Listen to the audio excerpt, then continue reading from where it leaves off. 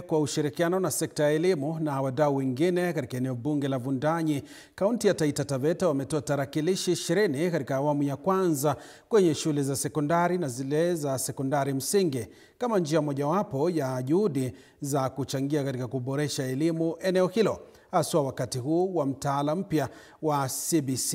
Julius Mariki na ukamilifu wa taarifa hii. Kama njia mojawapo ya kushika mkono sekta ya elimu katika eneo bunge la Wundanyi, Athanas Mbele, mmoja wa wakazi wa Virugha, ameweza kuendeleza mipango yake kadha ya kuendelea kuinua viwango vya elimu katika eneo hili. Na sasa tutakuwa tunapata baadhi ya kauli zake katika hafla aliyoandaa eneo la Kishushe katika shule moja ya sekondari katika mpango wa kupeana tarakilishi kwa shule za sekondari eneo bunge la Wundanyi. Tuko hapa Mbela High School. Hili ni eneo dry sana ama lenye ukame na uhaba wa chakula, na wanafunzi wanatoka mbali. Pia kuna uhaba wa maji, lakini mahali tumekaa hapa kuna madini mengi sana. Lakini jamii hii imekumbwa na hali za umaskini kwa sababu ya shule hizi kuwa mbali.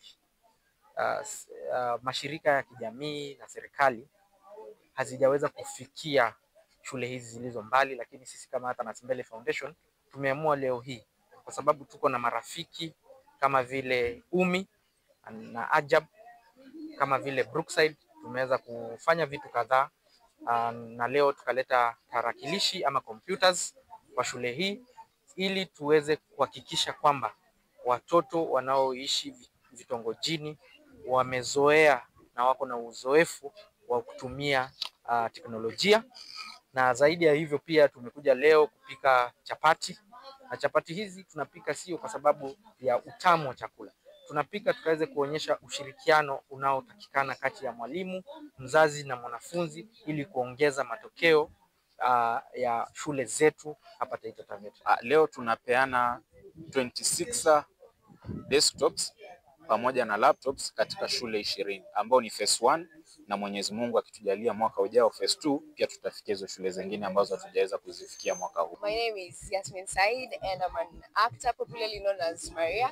Na leo, as you can see, tuko hapa Taita Taveta County at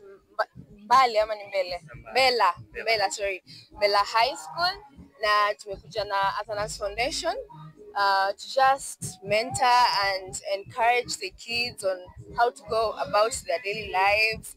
And pia, as an actor, I'm here to give them moral support and encourage them. Like you want to be like me, unataka work and stuff.